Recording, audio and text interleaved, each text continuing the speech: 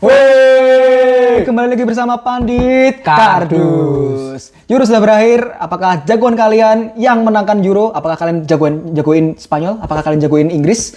Atau Perancis? Atau Portugal? Georgia? Turki? Rumania. Ya. Yang ngalahin King Modric. Tapi Euro 2024 ini meskipun emang banyak yang kayak kurang meyakinkan pertandingannya, ya tapi ya akhirnya berakhir juga dengan ya kita sudah melihat sendiri dramanya sangat keren sekali ya.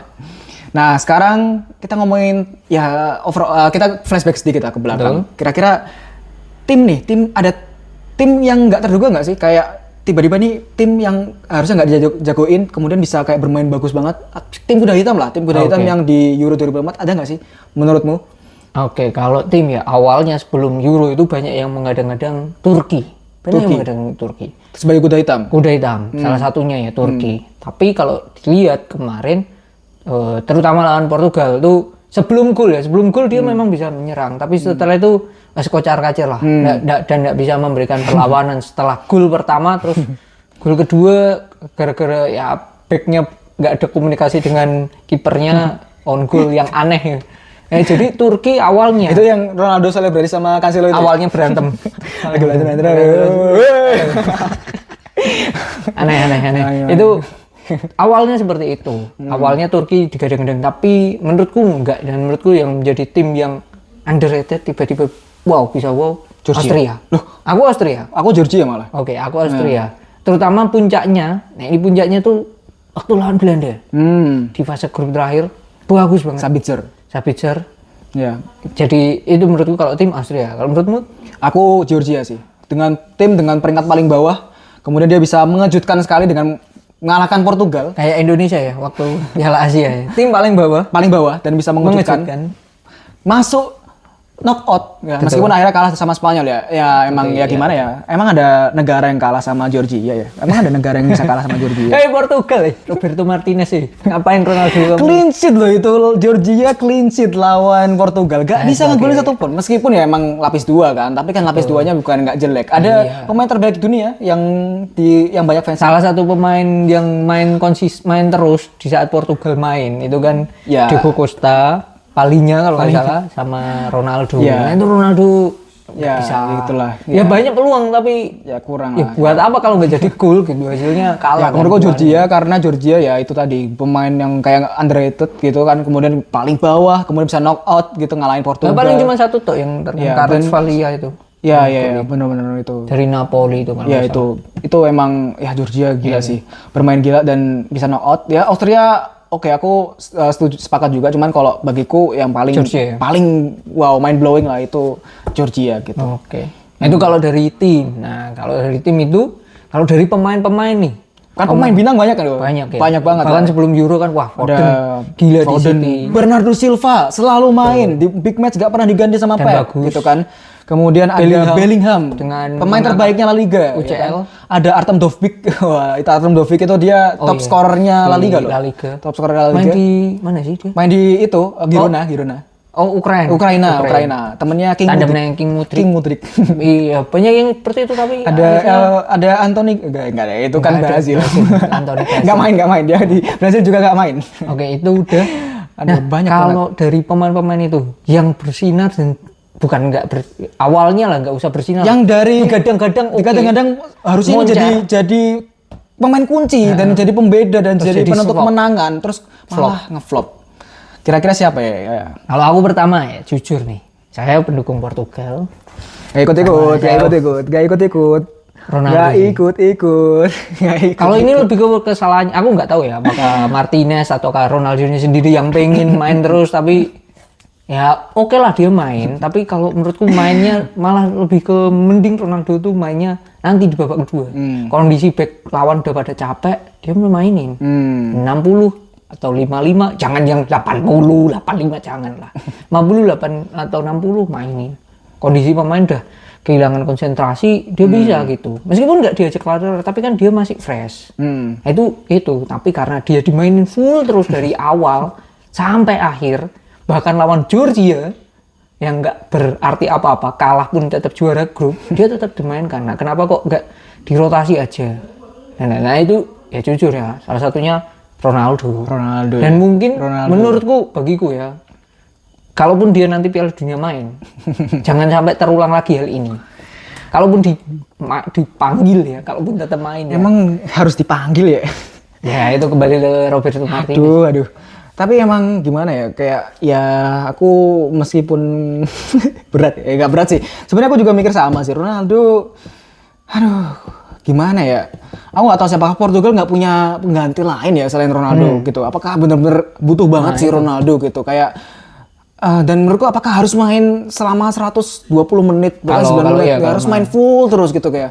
Bahkan udah terbukti kan dia dari knockout bahkan dari grup sampai knockout pun dia nggak pernah nyetak gol gitu loh. Bahkan penalti oke lah. Penalti bisa semua orang bisa gagal lah gitu ya. Tapi nggak pernah gol gitu, nggak bisa nyetak gol, dan dia juga kayak menurutku yang membuat Ronaldo itu agak kurang di sini adalah dimana dia itu jadi center of attack-nya gitu, kayak jadi pusat serangannya. Malah tim lawan udah tahu. Ya, jadi serangannya selalu umpannya ke Ronaldo. Ujungnya udah tahu ke Ronaldo. Bener. Meskipun sebenarnya Ronaldo tuh nggak bermain jelek loh. Nggak bermain jelek. Nggak yang nggak separah itu. Nggak separah itu. Tapi ya karena nggak ya, gol sebagai striker kan gitu bisa dibilang dia sebagai target man dan nggak nyetak gol sama sekali, bahkan shootnya banyak loh. Tapi tidak ada yang konversi gol. Targetnya 9 apa berapa? Wow, harus dimasukin ke sini. Ya, emang pertama ya Ronaldo. Sepakat lah. Selanjutnya ya, meskipun ya sorry ya, maksudnya tidak bermaksud untuk menghina Ronaldo, aku respect lah Ronaldo emang sehebat itulah gitu ya. Sekerasnya oke. Kita tahu lah dulu Ronaldo kan hebat banget lah gitu, termasuk yang menggendong Portugal waktu juara Euro juga. Tapi sorry to say lah gitu. Mungkin yang dia bisa cetak gol waktu yang lawan Turki terakhir yang dia malah diumpan ke Bruno. Iya benar. Tapi kalau kita kan nggak objektif, kalau misal hanya dilihat dari golnya terus dibilang flop. Tapi kita lihat keseluruhan juga ya, pas lawan selanjutnya Slovenia ya 0-0 sampai 120 menit kan nggak kelihatan sama sekali gitu. Nggak bisa ngapa-ngapain. Cuman itu tok yang nonton Turki. Iya. Itu aja sih. Lawan Slovenia juga gagal penalti ya, itu yang harusnya bisa menjadi penentu kemenangan, pecah telurnya Ronaldo, tapi ya nggak bisa. Sorry to say ya gitu ya. Ronaldo, emang di sini emang kurang lah. Emang udah tua juga ya, harusnya kan emang nggak main full juga gitu.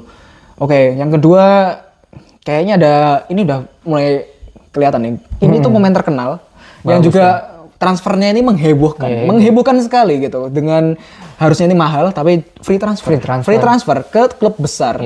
Klub yang ya emang juara UCL. Kurang 15 kalinya, gila sih. Tuan muda Kylian Mbappe.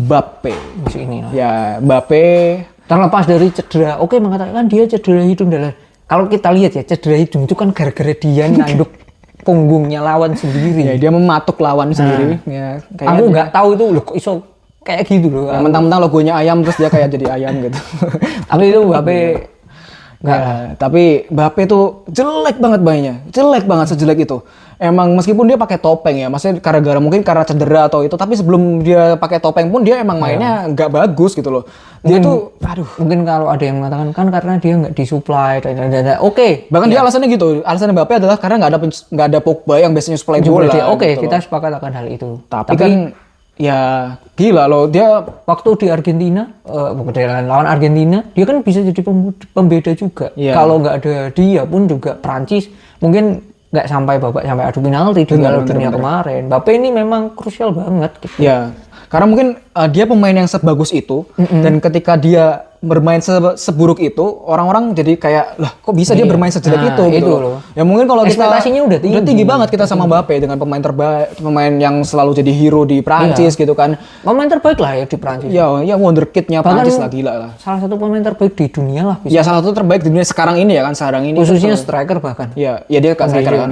Kiri pemain serang lah. Ya, dia tuh sebenarnya bagus tapi ketika di Euro ini bermain ya kayak gak maksimal gitu loh. Jadinya dan jelek banget loh, dia nggak pernah bisa ngelakuin take on, mungkin dia juganya lagi di PSG kan juga nggak yang wow banget. Jadi akhir PSG kan juga setelah ditinggal Liga Champions kalah dengan Dortmund kan di semifinal, dan ini pun juga dan sebenarnya kalau secara kreativitas di lini sayap itu sebenarnya Dembele itu malah lebih kreatif lah Betul. gitu.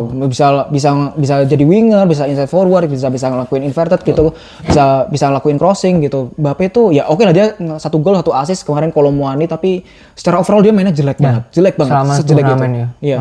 Selama turnamen. Gitu. Jadi yang kedua, yang pertama Ronaldo, yang kedua adalah Mbappe, yang ketiga kira-kira siapa nih? Yang ketiga, nah ini jujur ya. Jangan penyerang terus lah, kasihan Jujur lah. nih, satu ini menurutku adalah Van Dijk. Van Dijk ya. Backnya Belanda, Van Dijk.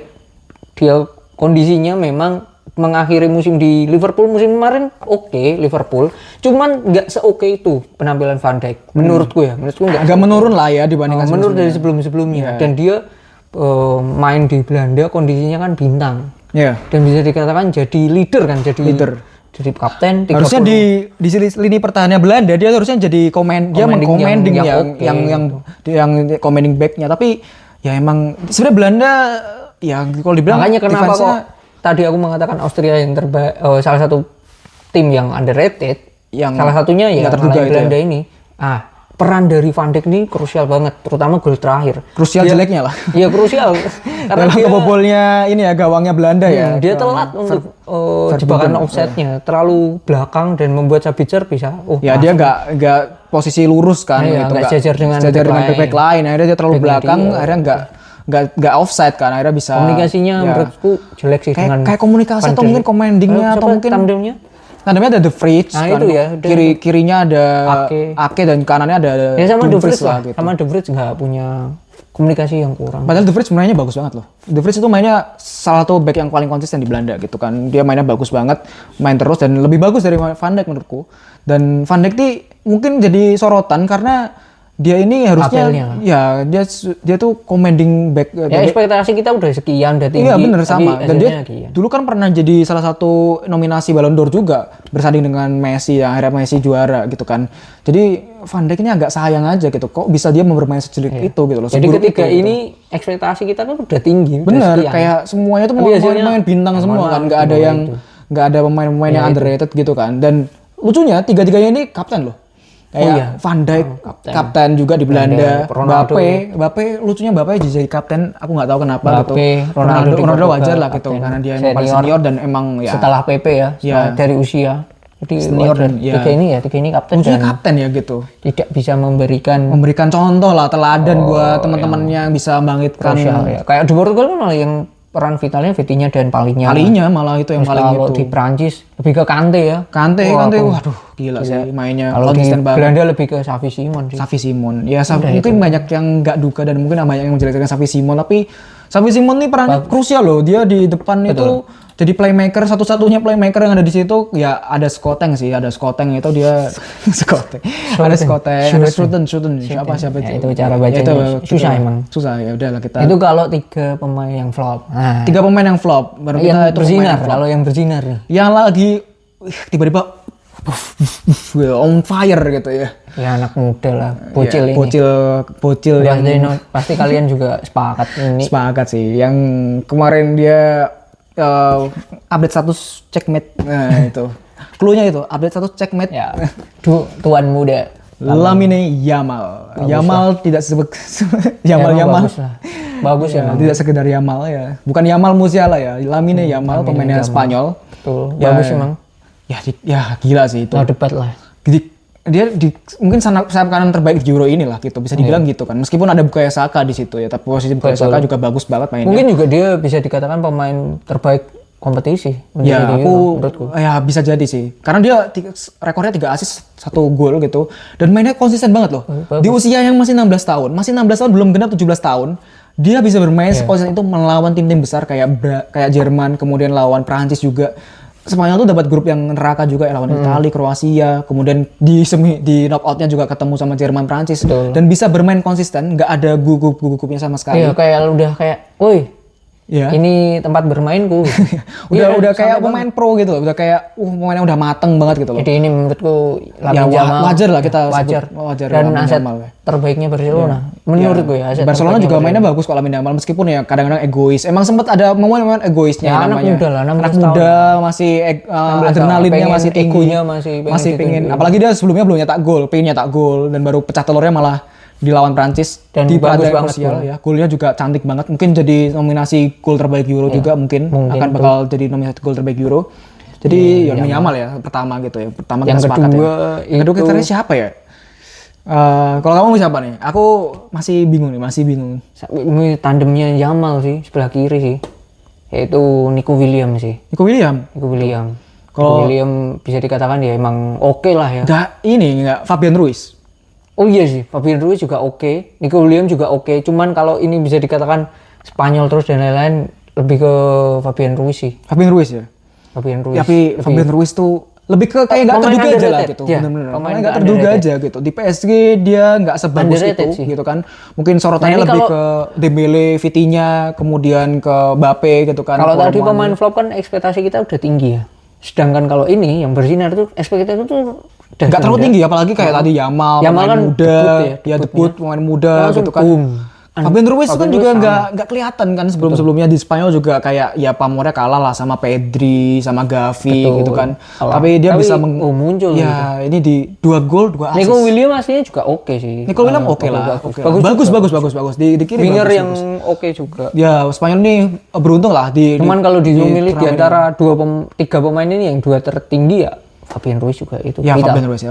Fabian Ruiz lah dengan 2 gol 2 assistnya, dan dia tuh kerennya adalah dia adalah pemain tengah, dia tuh bisa playmaking, dia bisa shooting jarak jauh dan bisa nyundul, gila itu. Emang bisa gantian buat bisa dia cover juga, jadi playmaker, bisa jadi DM karena emang fungsinya dia di PSG juga sama sih, kayak jadi covernya ke DM juga gitu kan. Di sini bisa ngover Rodri, kalau Rodri lagi maju dia Fabian Ruiz pasti akan bertahan gitu. sih. Mungkin akan menjadi salah satu pemain terbaik. Dan enggak itu lebih ke transfer. Banyak klub yang akan minat. Oh iya, apakah PSG akan melepasnya? Nah, ini juga itu. Ya, tapi kalau ditambah sama ya itu tadi Nico Williams ya akan jadi bursa transfernya juga. Iya. Ini Spanyol lagi naik daun banget dan konsisten loh. Fabian Ruiz selalu bagus. Konsisten bagus, nggak pernah jelek gitu. Ya, 2 pemain Spanyol ini emang konsisten banget. Lamine Yamal dan juga Fabian Ruiz. Ya kita jangan Spanyol terus lah. Kalau satu Spanyol lagi nih. Nanti Umar Simon lah, Cucurella, aduh terlalu banyak gitu. Kalau striker, gitu. Kalau bukan striker, satu lagi menurutku. Kita cari yang lain coba. Dari Jerman. Oh, jarang. Apakah Jamal Musiala? Jam terbang. Oh, bukan ya. Playnya dikit, tapi dia sekalinya masuk ganti jadi pemain pengganti ya, meskipun timnya udah unggul ya. Itu pertama kalau nggak salah lawan Scotland ya, dia nyetak gol, timnya udah unggul jauh. Tapi aku lihatnya di sini efektivitasnya. Efektivitasnya dia bagus banget. Efisien juga bagus. sangat itu efisien. Fulkrug. Nico, ya Fulkrug. Ya mungkin salah satu alasannya kenapa dia main banti kan umurnya udah 30-an something lah. Iya, dan dia kan kondisinya bukan pemain yang speed. Iya. Makanya lebih ke Havertz kan ya yang di Kayak Havertz. Dia emang kayak Havertz juga bagus kok mainnya. Kayak Havertz juga mainnya bagus loh, kayak Havertz. Mungkin banyak dihina juga sama netizen. Bagus juga. Tapi mainnya bagus loh.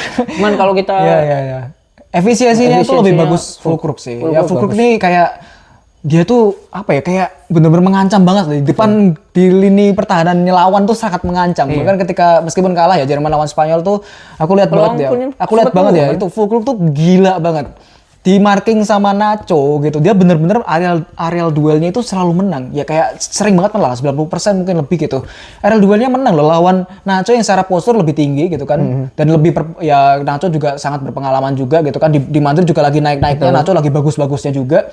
Dan Fulkrug ini benar-benar bisa ngasih ancaman senyata itu ke gawangnya Spanyol gitu loh. Meskipun ya emang ya kebetulan Unai Simon juga bermain sangat bagus sehingga Fulkrug ya bisa beberapa peluangnya emang digagalkan sama Unai Simon, dan beberapa peluang juga dia melebar juga. Tapi emang dia gila banget, sangat mengancam banget gitu loh. Jadi ya Fulkrug emang gila. Mungkin terlepas dari Jamal Musiala juga bermain sangat luar biasa. Kayak Florian Wirtz juga sangat bagus.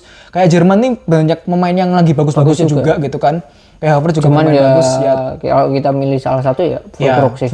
Ya. Mungkin ini juga cerdasnya Nagelsmann ya. Tahu keunggulannya Fulkrug. Tapi dia bagus, tapi mungkin kurangnya dia staminanya kurang atau apa, atau speednya kurang yang pengennya Nagelsmann pemain yang lebih banyak lari, banyak apa kan. Havertz kan lebih mobile lah dibandingkan Fulkrug kan. Makanya dia lebih yang jadi starter dan Fulkrug jadi kartu asnya si Nagelsmann. Ini bener. Satu pinternya Dan dia kayak kalau dan Nagelsmann dia nggak mepet-mepet ya gantinya. Ya memang Emang, sesuai iya, bener-bener. pas lah jam Iya. waktunya ini. ya, dan dia tuh kayak gimana ya, kayak Füllkrug itu ya bagus gitu, kayak efisiennya emang bagus. efisien sih. Efisiennya bagus gitu. Dan Nagelsmann kan bisa dibilang pelatih baru kan, bukan pelatih lama. Dan Pelatih muda lah, pelatih muda iya, dan pelatih pintar baru lah. gitu.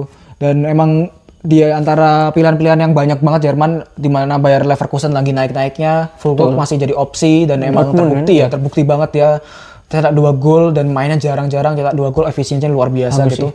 Bagus dia. Ya gitu. Kalau kita oke lah, kita tadi 3 yang terbaik ya. Kalau kita honorable mention lah gitu, kita honorable mention ya, kita juara harapannya lah ibaratnya. Kira-kira siapa gitu? Kira-kira kita kasih siapa nih? Kalau aku pribadi aku bakal ngasih, sorry, meskipun aku fans Spanyol, tapi aku sebenarnya ini agak objektif lah. Aku akan ngasih ke Cucurella sih.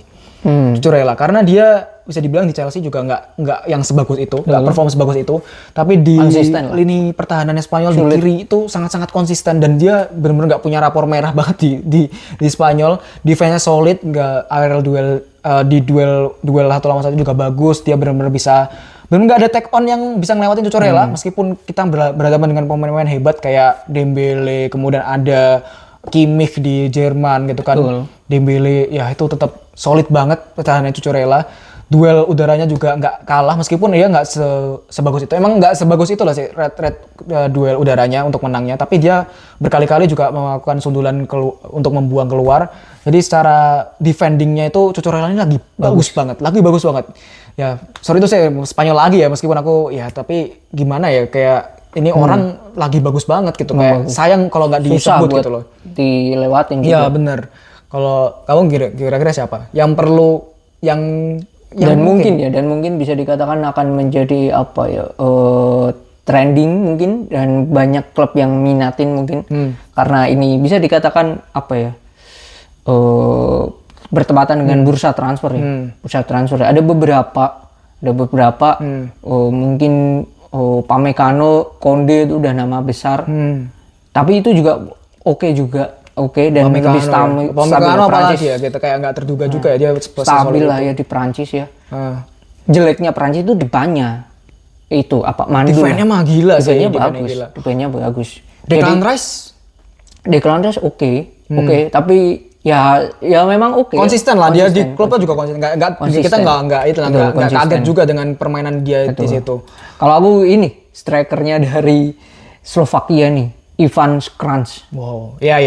Kranjc, mungkin ya dengan negara Slovakia bos gitu, kita jangan. Mungkin ini bisa jadi apa ya, diminati klub-klub gitu. Kalau nggak top level ya klub semenjana lah. Nah aku melihat ini tuh Liga Italia bisa lah, Liga Italia. Harusnya bisa lah, dia dimain di Slavia Praha, klub Ceko. Bisa lah kalau dia ke Italia. Ke Jerman tapi nggak yang ke top tuh lah. Ya bisa mungkin Borussia Mönchengladbach mungkin. Atau Tuh ke Liga Prancis, Frankfurt, Ligue 1 mungkin, di Montpellier atau yang lainnya. Bisa ini pemain ini. Betul. Karena ekspektasinya ya emang ini pemain level 2 lah, level bawah lah. Slovakia siapa sih yang kayak ngira sebagus itu gitu loh. Daripada itu kalau biasanya orang melihat George Mikautas ini pemainnya Georgia ya memang 3 gol tapi 2-nya penalti. Jadi secara itunya kurang lah, tapi sebenarnya sama-sama kalau lihat dari sama-sama. Tapi sebenarnya di Georgia ya, negara kayak Georgia bisa ada striker nyetak 3 gol itu kan sebenarnya agak gila juga sih. Meskipun penalti ya. Ya meskipun penalti lah, tapi tetap ya kita lihat ya 2-0 lawan Portugal ya. George Mika ini juga jadi catatan ya. Mungkin juga akan banyak dilirik karena klubnya ini degradasi. Dilirik uang match ya. Nah itu juga mungkin akan jadi komoditi transfer ya. Dari nama mungkin setelah Euro 2 pemain ini akan dilupakan. Karena dari nama memang ya level 2 lah, level 3 mungkin. Oh ini dari pemain ya. Kalau kita ngomong coach nih, ada nggak sih coach yang perlu diganti gitu loh? Atau apakah perlu stay gitu ya? Kayak coachnya gitu. Kayak coach siapa ini perlu diganti gitu ya? Jelas lah kalau aku Southgate lah ya. Southgate dirimu terlepas dari performanya Inggris ya, karena di performanya Inggris kan karena ya pemainnya bos gitu, individunya itu emang keren-keren coy. Southgate ya mumpung nih lagi di atas, mending sebelum dipecat mengundurkan diri. Jadi terlihat di CV kan juga keren. Southgate. Ya, Jadi gimana? Kayak menurutku emang enough lah. Southgate is I think enough enough lah. Meskipun ya emang ya Inggris ya bisa sampai sejauh ini gitu kan. Tapi Betul. ya enough lah. Iya, Southgate is udah cukup enough. lah. Dan menurutku Deschamps juga enough lah. Meskipun katanya emang Deschamps bakal diperpanjang sampai 2026. Itu agak sayang lah. Piala Dunia. Nah, 2006, tapi menurutku agak sayang ini Deschamps tuh udah kayak pelatih ya sorry itu saya nggak punya visi, nggak punya kreativitas Ya, mau gitu. kemana bingung. Mainnya pragmatis banget, ngandelin Mbappe lah, ngandelin Dembele lah, selalu mainnya gitu-gitu aja. Habis itu kalau buntu Kolomuani ganti Giroud buntu kali Kolomuani gitu aja gitu. Dan kayaknya sayang aja kayak pemain-pemain Prancis aku yakin banyak banget yang bagus dan kalau dilatih sama Deschamps lagi gitu yang dimainin itu Kabarnya aja kan gitu. Zidane kan. Ya, Kabarnya. Zidane malah menurutku ya bisa lah kasih kesempatan lah ke pelatih-pelatih baru gitu Zidane gitu. Kalau Zidane kan juga di Madrid kan oke. iya berapa piala champion gitu kan. Ya dengan skuad kayak gitulah gitu. Meskipun Deschamps kita lihat ya Piala Dunia juara juga kan di Ya Deschamps. 2 kali final, 1 kali menang gitu kan. Satunya runner up tapi udahlah cukup lah. Ya cukup emang Deschamps udah ada Deschamps cukup. Southgate sih kalau itu Ya Deschamps Southgate. Kalau ini Roberto Martinez pertanyaan kan nggak mungkin baru ini tapi dengan performa kayak gitu kayaknya tetap dimainkan. tapi dengan kalau misalkan Roberto Martinez akan memanggil Ronaldo, nah itu lagi tetap cuman kalau aku nih yang jadi asistennya Roberto Martinez. Menurutku Ronaldo harusnya lebih kayak bijak aja sih, kayak nggak perlu kayak kalau Roberto Martinez nggak paham mungkin Ronaldo-nya ngomong coy, gitu. Coy, kan Lebih umurnya nggak bijak terlalu lah, coy. gitu. 2026 dia umurnya 41 loh. Nggak apa-apa, kalaupun dia dipanggil pun dia lebih ke ngasih motivasi yang lah ke teman-teman. Kalau nggak dia ya main di cadangan juga nggak apa-apa lah, nggak usah perlu marah-marah. Nggak dapet bola cuman nggak harus emosi, nggak harus kayak marah-marah gitu loh. Waktu Portugal juara Euro kan malah dia bagus banget waktu dia cedera di pinggir ngasih semangat, ngasih bantu, itu emang bantu pelatih. Emang pemainnya dengerin? Nggak tahu sih, tapi ya oke lah, mending kayak gitu aja. Iya, tapi emang determinasinya Ronaldo untuk menang itu kan memang besar. Emang kompetitifnya tinggi. Tapi kalau aku sih emang menurutku enggak sih, udah enough sih kalau Ronaldo. Menurutku enough ya, bukan terlepas aku ya respect lah. Tapi menurutku daripada ya ini Ronaldo itu namanya udah makin jelek kan dari Piala Dunia kemarin yang nggak bisa nyetak gol di knockout dan cuma nyetak 1 gol penalti. Kan mirip-mirip lah sama Euro ini juga performanya mirip-mirip 1 penalti juga tapi meskipun gagal. Udah makin turun karena dia udah jadi legenda lah di Portugal. Iya, daripada dia malah namanya makin jelek bahkan dihina-hina sama fans sama pendukung Portugal gitu. Kan cuma dia yang ngantarin Portugal juara kan. Bener, Euro kan? dia udah jadi hero gitu. Daripada namanya makin jelek loh soalnya kalau dia di Portugal gitu loh. Pengennya Piala Dunia, sorry nih 2 tahun lagi belum tahu kayak gimana performa anak-anak muda ini kayak contoh tadi Yamal, Foden, belum Bellingham dan lain-lain makin oke. Lawannya saingannya berat. Regenerasinya tuh udah ada loh. Itu dari Eropa. Portugal tuh udah belum dari yang benua-benua lain juga. Portugal tuh PR-nya banyak banget, backnya aja masih pakai PP gitu loh kan gitu. Masih pakai PP loh. Jadi kan ekspektasinya kalau juara Piala Dunia agak berat. Ya kasih kesempatan ke pemain muda gitu menurutku. Dan aku malah kasihan sama Ronaldo, dia ketika 2026 aku yakin juga performanya nggak akan jauh beda sama ini, bahkan mungkin cenderung menurun kan. Jadi daripada nanti dihujat terus gitu kan, mending udahlah enough lah, kasih ya mending kan dia kayak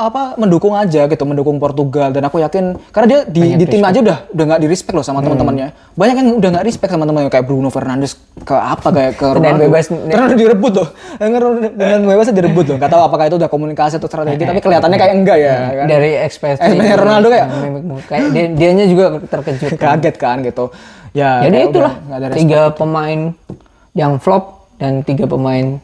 Tapi Roberto Martinez stay lah, tetap stay. Meskipun dengan performa gitu ya. Soalnya pernah Ronaldo nggak main juga menang kan. Oke, mainnya oke malah. Iya. Jadi itu menurut kita 3 pemain yang ngeflop ya, dan 3 pemain yang lagi bersinar banget, lagi bagus banget ya. Kalau menurut kalian apa? Boleh tulis di kolom komentar. Bye.